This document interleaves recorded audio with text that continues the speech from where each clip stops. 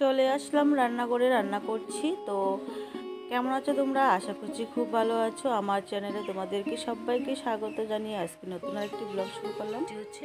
আর আমি এদিকে রান্না বসিয়েছি। প্রচণ্ড গরম বন্ধুরা, কি বলবো তোমাদেরকে।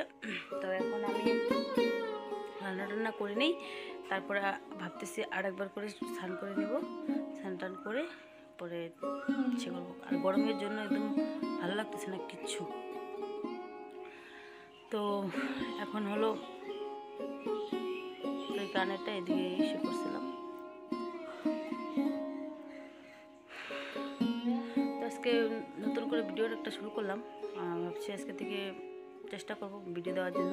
তো প্লিজ তোমরা সবাই দেখো ভিডিওটা, আশা করছি ভালো লাগবে। আর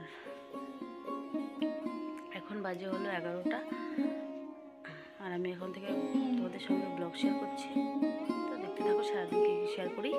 তো দেখো এখানে আমি এখন মাংসটা কষিয়ে নিচ্ছি। কষানো প্রায় হয়েই গেছে, কতটুকু ছিল আর কতটুকু হয়ে গেছে। তো এই পর্যায়ে আমি আলুগুলো দিয়ে দিচ্ছি, কারণ আলুটা আমি কাঁচাই দিই, কারণ আমার কাছে এরকমই ভালো লাগে খেতে।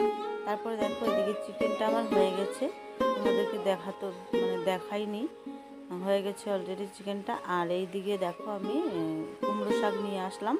তো এগুলো আমি বেছে নিচ্ছি, মুসুরির ডাল দিয়ে রান্না করবো।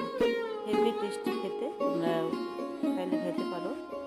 তো দেখো এখানে আমি কাটা বাচ্চা ধোয়া হয়ে গেছে। তো এবারে আমি এগুলো মুসুরির ডালে আর কি দিয়ে দেবো। এই তো মুসুরির ডাল ফুটে গেছে। তো এই মুসুরির ডালের মধ্যে আর কি আমি ওই শাকগুলো ধুয়ে রেখেছি, এখন এই যে দিয়ে দিচ্ছি। তো এরকম করে খেয়ে দেখবে বন্ধুরা, খুব ভালো লাগে। তো আমার ভিডিওটা কেমন লাগলো, আশা করি ভালোই লাগবে। আর অল্প করে ভিডিও করছি, তোমাদের দেখতে সুবিধা হয়। তো আজকের মতো ভিডিওটা আমি এই পর্যন্তই রাখছি। তারপর দিন থেকে আমি আবার নতুন একটা ব্লগ শুরু